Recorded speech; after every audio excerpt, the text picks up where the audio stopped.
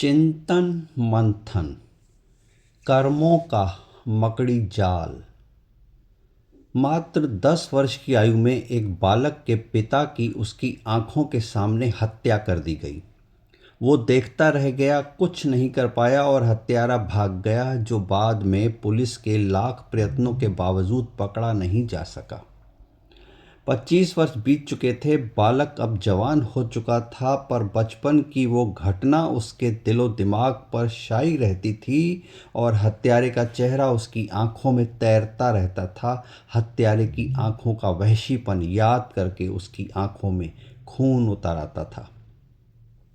वो सोचता था कि उसके पिता की हत्या उनके किन कर्मों का फल था, क्योंकि उसके पिता एक सीधे साधे सच्चे इंसान थे। सांत्वना के नाम पे लोगों का ये तर्क उसे वाहियात लगता था कि उसके पिता के पिछले जन्म के किन्हीं कर्मों का फल होगा जो उन्हें इस जन्म में मिला। नौजवान इस तर्क को स्वीकार नहीं कर पाता था कि एक पुत्र कैसे मान ले कि उसके पिता पिछले जन्म के गुनहगार थे। तब वो ये भी सोचता था कि फिर उस हत्यारे के कर्मों का क्या, जो आज भी समाज में कहीं खुला घूम रहा है। उसके कर्मों की सजा आखिर उसे कब और कौन देगा। एक आश्रम के हवाले वो नौजवान नियमित सत्संग की शरण में था। सत्संग में संतों की वाणी के शब्द उसे आश्वासन तो देते थे, पर संतुष्ट नहीं कर पाते थे। कर्मों की गति पर संतों के व्याख्यान उसके अंतर मन के कहीं कोने में उसके पिता के गुनहगार के प्रति आक्रोश की सुलगती चिंगारी को शांत नहीं कर पाते थे। एक रविवार की सुबह आश्रम में दूर से आए एक ऐसे संत का आगमन हो रहा था जिनकी ख्याति दूर दूर तक थी। स्नान ध्यान करके वो नौजवान भी आश्रम में पहुंच गया और आगे की पंक्ति में उसने अपना स्थान ग्रहण कर लिया। जब तक संत आते और अपना आसन ग्रहण करते, उस नौजवान के विचारों की उधेड़-बुन यूं चल रही थी कि एक और समाज में ऐसे शुद्धात्मा संत हैं जिनके प्रवचन मन व सोच की दिशा बदल कर गुनहगारों को भी समाज के प्रवाह में लाने को प्रेरित करते हैं, और दूसरी ओर वो गुनहगार है जो अपने असामाजिक कृत्यों से किसी को अनाथ कर देते हैं, उन्हें बिखरने पर मजबूर कर देते हैं। कहाँ वो हत्यारा जिसने मुझे अनाथ किया, और कहाँ ये संत जिनकी वाणी से अपने बिखरे मन को समेटने हेतु आज मैं यहाँ उपस्थित हूँ। अचानक हलचल सी हुई। पूरे सम्मान के साथ संत जी को आसन तक लाया गया। वो विराजमान हुए। उनके मुखमंडल की आभा उनकी घनी दाढ़ी के पीछे से भी अपना तेज बिखेर रही थी। उनके आने से पूरा माहौल जैसे पवित्र सुगंध से महक उठा। उनका प्रवचन आरंभ हुआ। उनकी वाणी के बहाव में सब तैरने लगे। शालीन शब्द, शब्दों को प्रस्तुत करने का प्रभावशाली अंदाज, मधुर मोहक वाणी, शांत प्रवाह में बह रही उनकी वाणी के सागर में डूबते उतराते उस नौजवान की आंखों में अचानक जैसे कंकर सा चुभा। वो अपलक उस संत के दाढ़ी के भीतर से झांक रहे चेहरे और संत की आंखों की गहराई में अपने पिता के हत्यारे की छवि देख रहा था। उसके मन में हलचल सी हुई। 25 वर्षों से जिसकी उसे तलाश थी, ये संत वही तो था।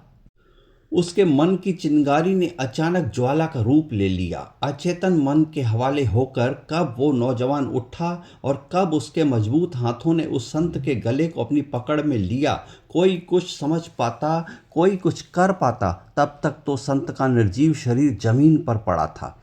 अपनी चेतन अवस्था में वो नौजवान लौट पाता, तब तक तो नियति अपना खेल खेल चुकी थी। सत्संगियों के द्वारा उसकी भरपूर धुलाई करने के बाद उसे पुलिस के हवाले कर दिया गया। पुलिस ने भी अपना हाथ साफ करते हुए उसे हवालात में डाल दिया। अब दृश्य उस अदालत का जहां न्यायाधीश के सामने वो नौजवान कटघरे में खड़ा था। चूंकि पूरी घटना प्रत्यक्ष गवाहों की नज़रों के सामने घटी थी, अतः सरकारी वकील ने बड़ी सरलता से पूरे ब्यौरे और गवाहों के द्वारा उस नौजवान पर अपराध सिद्ध कर दिया और जज के सामने जोरदार पेशकश की कि इस अपराधी को फांसी की सजा सुनाई जाए। अब बारी जज साहब की थी। जज साहब ने स्थिति साफ होने के बावजूद उस नौजवान को अपना मौन तोड़ के अपनी बात रखने का मौका दिया और संत की हत्या के कारण बताने का आग्रह किया। एक संतुष्टि और तृप्ति के भाव के साथ नौजवान ने मौन तोड़ा और शांत स्वर में केवल इतना कहा, जज साहब, वो संत मेरे पिता का 25 वर्ष पुराना हत्यारा था। मैंने अपने पिता की हत्या का उससे बदला लिया है। कुछ पल के लिए अदालत में स्तब्धता छा गई। फैसले को सुरक्षित रखते हुए जज साहब ने अदालत को दूसरे दिन के लिए मुलतवी कर दिया। दूसरे दिन खचाखच भरी अदालत में जज साहब ने अपना लिखा हुआ फैसला सुनाना शुरू किया। मैं इस अदालत का न्यायाधीश, कानून की धाराओं के बंधनों और अदालत के नियमों से बंधा हुआ, जवाबदारी के साथ इस अदालत की गरिमा और मर्यादा के प्रति वचनबद्ध हूँ। लेकिन मेरी अदालत अंतिम अदालत नहीं है। एक और सुप्रीम अदालत है जिसके सुप्रीम न्यायाधीश के कर्म बंधनों के प्रति हम हर इंसान उत्तरदायी हैं। वो ऊपर अंतिम अदालत है जहाँ न पक्षपात चलता है न ही रिश्वत स्वीकार होती है। हमारे कर्मों का बही खाता बिना किसी भेदभाव के हमारे कर्मों का हिसाब रखता है। हम इंसान हथेली पर मच्छर भी मारते हैं तो वो कर्म बनकर हमारे बही खाते में दर्ज होता है।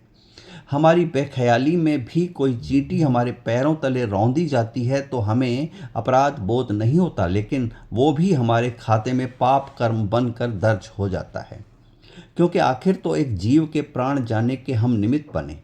किसी अपराध में कोई सहयोगी भी बनता है तो बराबर का दोषी माना जाता है। आज की अदालत में इस नौजवान के द्वारा पिता की हत्या का बदला हत्या तो नहीं हो सकती ना।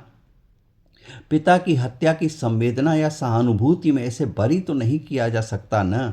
इंसान की हर क्रिया एक कर्म है और हर इंसान अपने कर्मों के प्रति जवाबदार है। सो इस कानून की अदालत का न्यायाधीश होने के नाते इस नौजवान को हत्या का दोषी सिद्ध पाते हुए मैं अपने अंतर्मन की आत्मगिलानी के साथ इस नौजवान से व्यक्तिगत माफ़ी मांगते हुए धारा 302 के अंतर्गत इसकी मौत हो जाने तक फांसी पर लटकाने का हुक्म देता हूँ।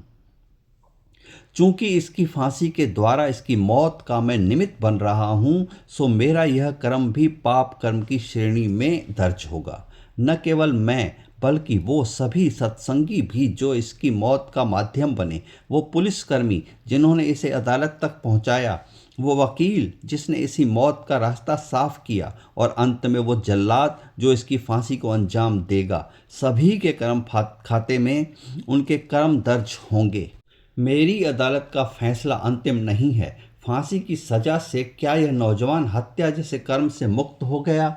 क्या वो संत कर्म फल से छूट गया जिसे इस नौजवान ने सजा दी? इन कर्मों की गति के मकड़ी जाल को क्या कभी कोई समझ पाया है? क्या कोई सुलझा पाया है? ऊपर वाले की अंतिम अदालत का अंतिम न्याय कब, कैसे, कहाँ होगा? इतने सारे गूंथे हुए सवालों का जंजाल, यही तो है कर्मों का मकड़ी जाल।